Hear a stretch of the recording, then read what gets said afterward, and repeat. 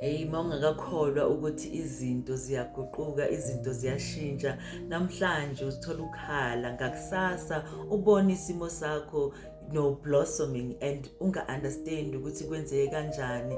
Yes, those moments happen and they will happen for you as well.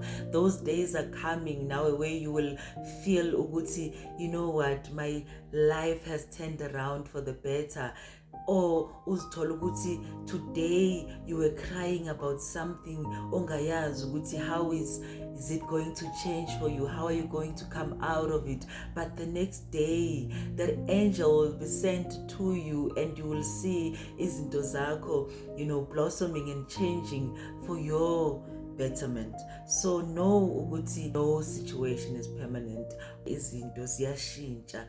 Kwesinye isikhathi uyobone usizo lwakho luqhamuka ngeindlela ongazange uzicabanga ukuthi zingenzeka. Yebo, buzwile ubuhlungu empilweni yakho. You never thought ukuthi things would actually go better for you. You never thought ukuthi you would come out of those tears obuhleli uzikhala. Namhlanje is the day where your tears are washed out.